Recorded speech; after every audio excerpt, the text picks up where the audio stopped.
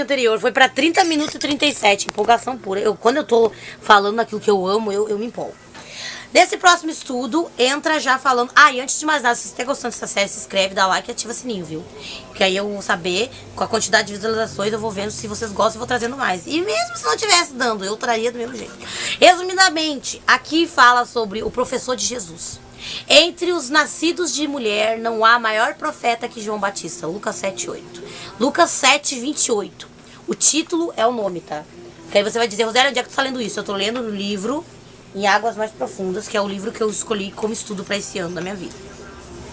Uma das passagens dos evangelhos que mais emociona é o trecho de Mateus capítulo 11, em que discípulos enviados por João Batista questionam Jesus sobre se realmente ele era o Messias prometido ou se deveriam esperar algum outro. Aqui já entra a idolatria. Clara, determinante idolatria. Que é quando alguém está fazendo a obra de Deus, pessoas começam a seguir essa pessoa, aí a criatura se acostuma naquele estilo de segmento. Vê outro fazendo a obra de Deus e já fica com o quê? Com o outro de cutu. Já fica com ciúme. Já fica com se sentindo o quê? Não, não pode. Não.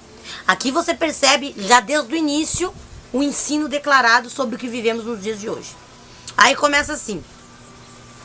Em que discípulos enviados por João Batista questionam que Jesus sobre se realmente ele era o Messias prometido ou se deveriam esperar algum outro. Ponto. Após respondê-los que os cegos veem, os coxos andam, os paralíticos são levantados e aos pobres é anunciado o evangelho, Jesus inicia um discurso profundamente elogioso, emocionado mesmo, sobre João Batista. Para quem lê a Bíblia com os olhos de um cristão, trata-se de um fato nada desprezível ser digno de menção pelo próprio Filho de Deus. A narrativa dos evangelhos é bastante elíptica, com frases curtas, bem ao estilo da antiga literatura judaica. E por isso, muita gente que lê os textos apressadamente pensa que João Batista apenas batizou Jesus e pronto. Não. E na verdade não vê nenhum ministério que o cara teve antes. Eu fico imaginando a pressão espiritual que ele teve, não deve ter sido fácil. Entre todos os apóstolos, profetas, eu admiro muito João Batista, porque tem que ter coragem, estrutura, sabe, peito e principalmente resistência para segurar, porque ele segurou uma bomba imensa. Ele conseguiu ter sobre o corpo dele uma tempestade imensa chegando. Não que Jesus fosse a tempestade, mas a tempestade que eu digo é do retorno, sabe, que ocorria, que era gerado depois que esse homem era usado por Deus. Sabe, da própria multidão e principalmente do peso espiritual, porque havia ainda o peso espiritual no mundo espiritual em relação ao inferno, os demônios, a raiva e o ódio, o capeta, Satanás, queria destruir João Batista a todo custo, porque sabia que quando nascesse esse, já logo vinha o outro. Então a raiva do capeta era tipo dupla real, sabe, era muita coisa, era muita pressão para um homem só. Esse homem foi revestido no Senhor, até na hora de morrer, foi revestido para morrer daquela maneira, porque tinha que ser daquele jeito mesmo, decapitado mesmo. Como diz a história, assim aconteceu.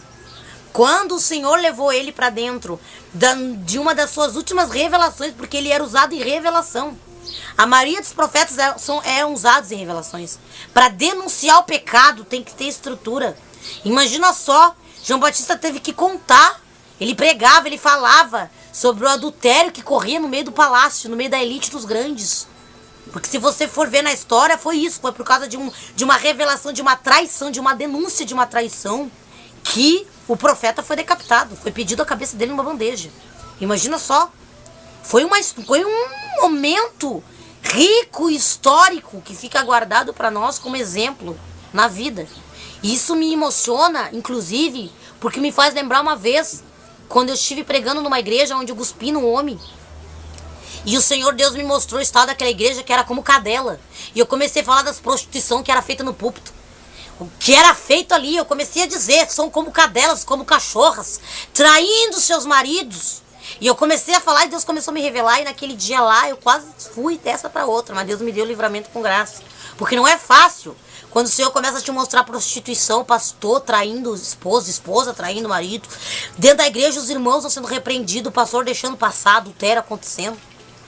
Sabe, é uma responsabilidade difícil. Deus não me dava nomes, porque eu já tinha os nomes, mas é antiético falar o nome das pessoas. Mas só de tu falar que tá acontecendo num local, a pessoa já fica se sentindo pra ela, porque quem tá com sujeira, quem tá com o dedo sujo, podre, é o primeiro a se sentir atingido. E olha que era uma comunidade cheia de gente. Não tinha por que se sentir ofendido, mas todo mundo começou a se sentir ofendido. Claro que se ia se sentir. Imagina só, todo culto que eu ia, Deus me usava. Não tinha um culto que eu não tinha força pra ficar quieta. Começava o reteté do manto, Deus já me usava de novo. Deus tinha pressa. Em 30 dias, os 30 dias naquele local que eu fiquei, Deus me usou em revelações diferentes. Assassinato, morte, bandido, traficante, droga, tudo. Começou a vir sem parar. As coisas começaram a acontecer. Deus me mostrava lote, coisa escondida, tudo quanto é coisa. Eu não tinha forças pra ficar quieta. Deus não deixava eu quieta. Eu tinha que falar, eu tinha que pregar a respeito.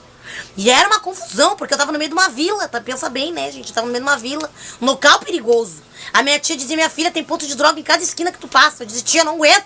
Deus tá me usando. Teve uma noite que eu saí da igreja tão tomada por Deus, que eu fui passando na frente da casa de um traficante que tinha lá e o funk pegando. Eu disse, eu vou lá pregar. Minha tia me segurou. Não, em nome de Jesus. Me puxou, minha prima começou a gritar. Foi uma loucura. Não deixaram eu ir lá evangelizar o homem. Deus queria. Aí eu me lembro que eu disse, eu só não vou fazer por causa de vocês, por causa do medo que vocês têm. Mas eu levantei minha mão na frente da casa, estendi a mão e disse, pai, que se convertam pra Jesus. Até fiquei desejando o som do homem, sabe? Eu disse, pai, esse som, bem que esse som numa igreja ia ser uma coisa estrondosa. Eu profetizo que seja o pastor, eu levantei minha mão, com fé no Senhor, eu creio. Eu acredito, sabe? Eu tomei posse daquela oração. Nunca mais fui naquela rua, mas eu creio que Deus deve ter entrado com salvação naquela casa, porque eu quase entrei. E a porta estava aberta, assim, eu ia entrando. Sabe, porque quando eu tô tomada por Deus, tem que me controlar. Não tinha controle, sabe, o que era me controlar. Aí hoje eu sei que me controlar, mas naquela época eu não sabia, então eu fazia mesmo. E aí, que a gente tá envolvido, emocionado, né, muita coisa que acontece. Então eu fico pensando, imagina como é que deve ter sido pra João Batista. Não foi fácil pregar pra várias cidades, em vários lugares, em vários bairros. Sair feito um louco, um doente, um doidão da cabeça, gritando, pregando, falando mesmo. Porque naquela época tinha que ser assim, dessa maneira. Hoje em dia, ninguém faz mais por causa da internet. Mas até chegar a internet, muito era feito em praças. Hoje, graças a Deus, nós temos a internet, nós temos ali, em acesso, que nós queremos, a gente faz acontecer que nem aqui que eu tô gravando. Então é uma coisa maravilhosa e linda. Mas eu fico sempre tentando entrar na história e tentando atribuir isso, sentir na pele. Uma vez eu pedi pro Espírito Santo que eu queria sentir no meu corpo o que João Batista sentiu no momento em que ele estava sendo levado para ser decapitado. O momento que ele estava sendo levado para aquele momento ali. Sabe, eu pedi para Deus, o Espírito Santo, tu quer sentir mesmo o que o profeta sentiu? E eu disse para Deus, eu quero sentir, Senhor, então tu vai sentir. Eu fiquei uma semana sentindo o peso da glória de Deus, lutando contra o peso dos demônios. Porque houve uma luta, uma batalha enquanto aquilo aconteceu. Aí o Espírito Santo disse, tu acha que eu deixei ele sozinho no último momento? Tu acha que eu deixei o corpo dele sentir sozinho, eu senti junto com ele? E isso é o poder do Espírito Santo, ele consegue sentir junto com a gente a dor que sentimos junto. O Espírito Santo é o maior intercessor de todos. Você que trabalha com intercessor, tem intercessão, tenha mais respeito sobre intercessão. Eu era uma pessoa que eu tinha desrespeito sobre a área da intercessão. Eu debochava, eu cuspia na cara dos crentes quando dizia de intercessão. Eu era uma que eu debochava da minha mãe, eu debochava das minhas tias, eu debochava de escarrar catarro mesmo, cuspir nos pés. Eu debochava porque eu achava isso uma coisa de louco, de doido. E o Senhor teve que fazer eu descer a casa do oleiro e tomar posse do meu direito de intercessora. Eu tive que sentir na minha pele os passos de uma intercessora, sofrer como intercessor, gemer e sentir a dor de um intercessor para entender o que é intercessão. O Espírito Santo nos ensinou através de Atos dos Apóstolos o que é intercessão. O primeiro estudo foi feito reunindo-se no mesmo lugar. Eles tiveram que aprender a clamar e a orar para que ele descesse. Houve todo um processo para que ele viesse para a terra e estar com nós hoje. Houve um preço a pagar. O primeiro preço foi o sangue sendo derramado de Cristo. O segundo foi o ensino que Jesus deixou. Quando Jesus subiu aos céus e disse todas aquelas palavras para eles se prepararem, preparar a casa para receber a descida. Houve uma preparação primeiro. Eles tiveram que se preparar para receber. É por isso que a gente se prepara primeiro para depois ser tomado pelo Espírito Santo. Não existe esse negócio de batismo com o Espírito Santo antes sem ser preparado. Eu não entendo como é que pode uma pessoa ser batizada com o Espírito Santo se antes ela nem sequer se preparou. Existe uma preparação toda antes. Existe, sabe, todo um movimento do Senhor nos tocando durante dias, semanas. Sensibilidade ao toque, ao som de ouvir, para que aquele momento seja preparado, mesmo em estado de podridão que você possa se encontrar. Porque quando eu fui batizada pelo Espírito Santo, eu me lembro que eu estava naquela semana totalmente virada mesmo.